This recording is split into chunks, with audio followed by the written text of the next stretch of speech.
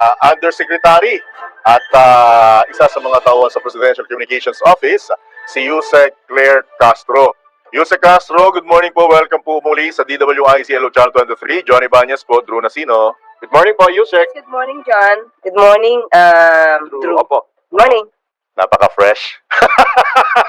Parang ang ganda lang ng camera nyo.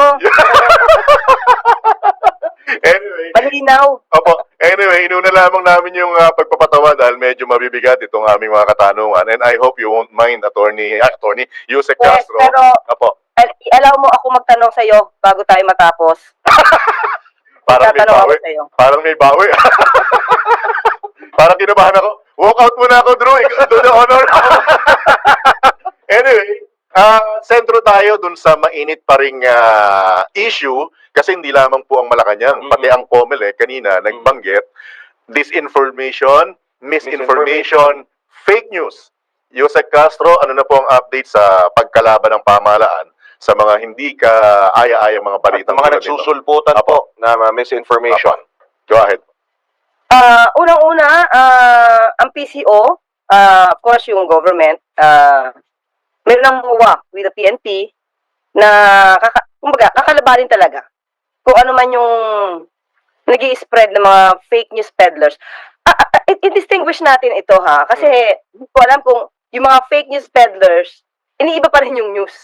Okay, ang pinag-uusapan dito, yung alam mo na fake, na hindi mo na kailangan dumaan pa sa korte para malaman mong fake yung binabalita o sinasabi. Example ko na lang, example ko lang. Yung bang pagkalat na may TRO in-issue ang Supreme Court para dalahin, i-surrender ang dating Pangulong Duterte sa ICC, kailangan pa ba ng korte para malaman kung fake o hindi? Yung pinakalat na yun. Opo. Kaya lang, Yusek, Hindi na, diba? Yusek, ang problema, nasa mamamayan din eh. Ang dali nilang naniniwala eh. So, sad to say, may mga nagbabanggit pa na mas naniniwala na sila sa mga alternative platform kumpara sa traditional at mainstream media. Which is hurting sa amin, Ako personally, nasasaktan ako pagka nakakarinig at nakakabasa ako ng gano'n. Yusek. Totoo yan. Totoo yan. Yan ang nakakabahala dahil kung ikukumpara naman talaga ang mainstream media, talaga naman yung binabalita ay verified. Kung meron man siguro minsan nasisidat sa pag-pronounce o sa pagsabi, hindi ganoon kadalas. Siguro minsan kaya nga may erratum eh. 'Di ba? Pero sa social media, ayoko naman din na sabihin na hindi naman sila lahat totoo. Ang pinag-usapan kasi natin dito, yung talagang fake, na alam mo ng fake, pero naniniwala ka pa rin. 'Di ba? Okay. So, yun yung nakaka-alarma. Pero anyway, isa sa nagkaroon ng ng MOA, ng pagtutulungan, kasama ang PNP para makita, pati yata ang pagkakaalam kay Google, makikisama para malaman at ma-eradicate yung mga fake news na nag-i-spread. Kasi ang daming panira alam mo, panira sa tao, panira sa gobyerno, nakaka-apekto rin to sa ekonomiya. Actually, So, sana may effect. may kiusap tayo sa tao mismo na kayo na mismo ang tumulong. Diba? Magtulong-tulungan tayo. Na wag na mag-spread ang fake news. Ang mas nakakabahala, John and Drew, kung may nakikialam na ibang bansa para mag-spread yung ganitong lies. At dahil sa pera, diba? Dahil sa pera, parang di nila napapansin na nabebenta nila yung bansa sa pagbabagay ng fake news para masira ang gobyerno. May Yun na nakakatakot. i-clue po ba tayo, Yusek Castro, kung anong bansa o mga bansa yung mga sinasabing pwede na makialam sa pagpapakalat ng fake news? Kahit clue lang po, kahit isang letra. Na bahala. John, parang kayo yung nag-news nun. Naibalik! Kung saan galing yung news na yun. Naibalik sa amin! Kahit hindi ko sa inyo mismo sa Pasada Balita. Alright. Napanood ko yun. So, Okay. ikaw na yung magpapalat, John. Right. So, seriously speaking, parang ang nangyayari kasi, Attorney Claire, Yusek Castro, na parang ibinabalik sa inyo ng isa pa man din mataas na opisyal ng pamahalaan ang pagsasabing sa inyo nang gagaling ang fake news. Yusek Castro. Can you react on that? Sa akin, talaga? As in. Dahil sabi nga to quote, parang ang dumi raw ng lumalabas sa bibig mo. Di ba? Labasan tayo kaya tayo ng video kasi sino May resibo. Hinamon niya yun. Ilang angulo. May Hinamon Resibo, niya. may resibo. diba? Opo. Siguro yung sagot na sabihin na basura yung nanggagaling sa bibig natin. Garbage in, garbage out. Kumaga, kung pumapasok sa akin kasi may pinag-utos ang Pangulo na yun ang sabihin ko. Pero yung dating di ba? Kung ano yung pumasok sa'yo, basura, kung ano yung pumasok na, garbage, yun din na ilalabas mo. Mhm. Di ba? Tingin ko, mana-mana lang yan. Kasi nagkagaling yung masasamang salita, di ba? Mhm. Mana lang yan, and then at the same time, kung diskusyon at diskusyon, facts sa facts, data sa data, sino ba talaga yung garbage in and garbage out? Siguro dapat, yun ang dapat. Sabihin ko na to, manalamin. Kung sino man yung nagbibintang na yan, manalamin na siya. Tama ba yung sinasabi ko? Ganun ang tanong, tama ba yung sinasabi ko? Nasa tama ba akong wisyo? Totoo ba yung binibintang nila sa akin? Na ako ay isang toot. Ayun na lang. Alright. Talagang taong radyo ka. Alam mo pati gamitin yung toot. Kaya ayoko sabihin, Opo. may nasasabi ako na Aha. na malalaswa. Opo. Di ba? Yung Hindi natin, hindi natin forte yan. Yung sa kaso, ang dating sa ibang tao, mukhang nangyayari personalan na ang bakbakan ninyo. Diretsuhin ko na. Below the belt. Oo, ni VP Sara Duterte. Can you comment on this? Personalan na ba to? May sarili ba talaga kayong igangay ngit-ngit sa bawat isa? Wala sa akin ewan ko sa kanya. Ewan ko sa kanya, sa akin wala. Pag tayo nagsasalita kasi, especially sa press briefing, may tanong Mhm. Ito na lang, example ko na lang. Ang Pangulo, nag-order, nagbigay ng order na paimbestigahan ng prime water. Mhm. Doon tayo Basic tayo doon. Ano pa masasabi niyo sa prime water? Paiimbestigahan. Hanggang doon lang ako. Hanggang doon lang yung ating sinabi. Di ba? Tinanong siya. Anong sagot niya? Pamumuliti ka. Mhm. Di ba? Wala. Yung tungkol sa prime water, wala tayong binabanggit tungkol kay VP Sara at that time. Mhm. Kung di ako nagkakamali, if I can still recall, wala tayong binanggit about. Because the topic is about prime water. Mhm. Ano sabihin niya, pamumuliti ka? Siyempre, matatanong to sa akin ng media. So, dapat ko bang sagutin ng may rason? O magno-no comment ako, katulad ng ginagawa niya dati? Mhm. So, kailangan sagutin to. Kasi para na ma-debunk, para masabi, kasi anong opinion niyan? Pamumuliti ka? Is it because kaibigan mo? Hindi pa iimbestigahan? Parang it's unfair doon sa mga consumers, sa customers ng prime water. So, kung sinabi kong i-level up natin ang pakikipag-diskusyon about the issue, may personal ba sa akin doon? Wala naman. So, kailangan lang tayo facts. Di ba sabi ko, datos sa datos, rason sa rason, datos sa datos. Ang dapat na pakikipag-diskusyon. And what was her reply? Mhm. Garbage in, garbage out. So, ang sinabi ko ba na pag-iimbestiga galing sa Pangulo is garbage na agad? At nung isiniwalat ko to sa media, garbage pa rin? So, ibig sabihin, yung kailangan na paimbestigahan, kaalyado, hindi kaalyado, para sa taong bayan, garbage ba yon? Mhm. So, logic lang naman tayo Apo. minsan, paminsan-minsan Isa pang bagay, hope you won't mind. Name-personal ba ako doon? Hindi naman ako name-personal. I hope you won't mind. Isa pang critical ngayong election. Ayan. Lumarating ba sa puntong napag-uusapan ninyo ang tungkol kay Senator Amy Marcos? Madam Yusek? Lalo na, may mga comment pa si Senator Amy na Marcos. patama sa administrasyon. Okay, kasi ganito yan. Una-una, hindi kasi ako kasama sa pangangampanya. So, kung may usapan sila na personal, ng mga kaalyansa, hindi ko alam yon. So, kapag naman nagkakaroon kami ng meeting, private meeting, sectoral meeting, hindi naman nababanggit si Senator Amy. Mhm. So, hindi kasi sila yung topic Mhm. Focus ang Pangulo sa mga proyekto. This is true. Po. Meron akong isang meeting na nabanggit. Isang beses lang na nabanggit si Senator Amy. Ito yata, yung unang-una yatang hearing. Po. Oo. Mhm. Unang-unang hearing. Hindi ko matandaan. Wait, Senate ito yata hearing po, yung Senate Apo. hearing, no? Ayun Mhm. Hindi ko na alam kung kailan, kung ano basta isang beses lang. Apo.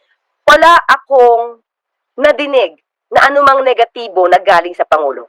Patungkol sa kanyang kapatid. Kapatid, Si Senator Amy. Apo. Ngumiti lang siya. Kung ang ngiti na yon ay masama ang loob, or hindi niya dinadamdam, o dinamdam man niya, pero ngiti na lang dahil nakakatandang kapatid. Mhm. Naglalaro yung ganon sa akin. Kasi hindi ko masasabihin na masama ba loob niyo, Mr. President? Siyempre hindi, di ba? So, sa ngiti na yun, hindi ko masabi kung masama loob niya or okay lang yan. Parang, di ba, may ganun eh, ngingiti, okay lang yan. Pero wala talaga siyang nabanggit na anumang negatibo sa kapatid niya. Kaya di ba parang nakakapagtaka, sa ako mismo, personal Mm. nakakapagtaka nung kung hindi naman ganyan si PBBM sa kapatid niya, bakit parang iba? Parang iba Tingin ang sa turing atin. ni Senator Amy sa kapatid niya. Opo. Yun lang yung tingin. Actually, ang binabanggit naman po ni Senator Amy, to be fair, hindi naman sila magkagalit at never silang nag-aaway ni President Marcos Jr. Ang problema, yung sinasabi niyang mga quote-unquote lulong sa paligid ng Pangulo na silang sumisira sa relasyon nilang magkapatid. Ma'am. This is for me. Hindi naman to, hindi to opinion ng palasyo, Mm. Pero, kung kahit ganyan na sabihin mo, ni Senator, sorry, with due respect, kahit ganyan na sabihin ni Senator Amy, ang tinatamaan ng mga salita niya, kapatid niya, Okay. administrasyon ng kapatid niya. Mhm. So, instead of helping her own brother na mapatakbo na mas maganda pa. Kasi iba yung maganda na, pero kung may tulong, di ba mas gaganda eh, mas aangat eh. Instead na ibabagsak mo. Kahit sabihin mo, hindi mo kaaway ang kapatid mo, pero sa mga natuturan ni Senator Amy Marcos, diretso at ang dating is, kapatid mo pa rin yung nababagsak mo. Kahit ano pang rason yan, di ba? May basis ka man o wala kang basis, or gumagawa ka ng basis, kapatid nyo pa rin, Opo. ang Pangulo pa rin, ang tinatamaan ng mga pasaring na yan. Mhm. Okay. Alright. Opo, Yusek, medyo lilis lang ako ng konti dahil mag-e-election naman na sa Lunes na ito. I hope you don't mind. Bakit medyo medyo atrasado or na-late ho tayo ng declaration ng holiday po for Monday? Is it late ba? Unang-una, alam naman natin ever since na yung election day, wala naman talagang pasok siya. Alright. Alam na natin yan. Yeah. At kung na-declare naman to, anong araw ba kahapon? Monday. yeah. Tama? Right? Monday? Monday kahapon. Tuesday po. Tuesday. Apo. Tuesday. Di ba? Sa Monday pa naman yung election. Okay. So, di ba? Mhm. Kahit i-declare mo pa to, parang a year before, yun pa rin yung effect. Wala pa rin pasok sa A year election. before naman, sobra naman layo na. Layo na. Di ba? Di ba? Parang ganun eh. Opo, opo. Yung effect, wala pa rin pasok because we know it naman. So, kailangan lang ng official na pag-declare. Actually. Right. On a lighter Yan. note, alright. Meron bang light? Sa akin ba? May light. Meron naman. Gumaganda Mhm. ang inflation Bumabagal. at bumabagal at marami nagpapasalamat sa 20 pesos na Kanina, presyo ng bigas. Namalengke yung Namin palengke queen, binabanggit na maski yung quality ay maganda, 5 piso daw ang binaba. malaking halaga ang binaba. Though may mga, syempre, hindi may iwasan ng negative, may kasunod pa ba na magandang balita na pwede nating isabihin na hindi naman mapepreham pang ating Pangulo, Jose Castro? Para pang Marami pag-uusay pang magandang balita, pero parang hindi ako ang dapat manguna. Okay. Ganun pa. More to come. More to come. Oo. Alright. More to come. Okay. Hoping kami, ha? Kaya maganda dyan. Okay. Well, nabalita ko na to, kaya hindi ko kayang detalyihin. Mhm. Yung internet, Mhm. palalawikin yan. Tapos sa mga tren, uumpisahan na yan. Yung subway, nangako si Pangulo na bago matapos yung kanyang termino, mag-ooperate, operational. Good news yan. Uy, Apo. pakibigay mo nga ako ng link na sinabi niya mag-ooperate. Nasa news item, ma'am. Nagkakaroon tayo ng subway. Opo, operational, subway. Subway. Subway, yung subway po. Tama.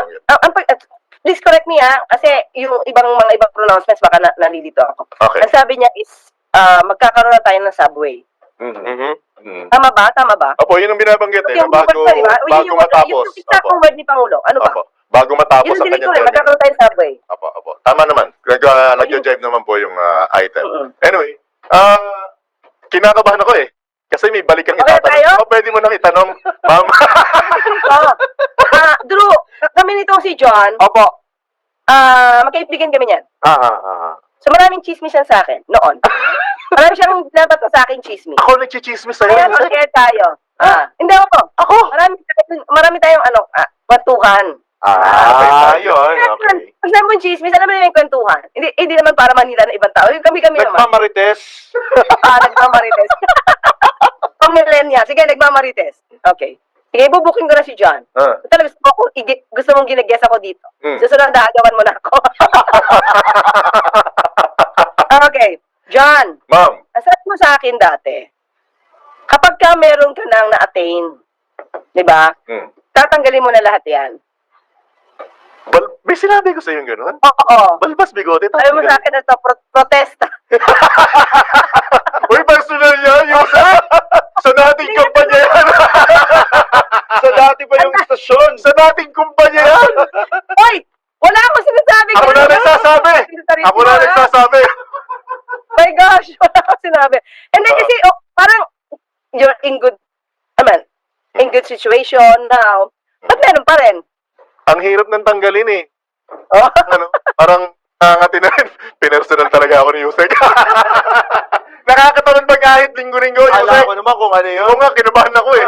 Yung pala tungkol sa balbas at bigote. Anyway, tinitrim ko naman, Yusek. Ikaw naman, oh. Buti na lang yun ang pinag-usapan. Pero Kasi pagdating ko ulit sa'yo, meron ka pa rin ulit eh.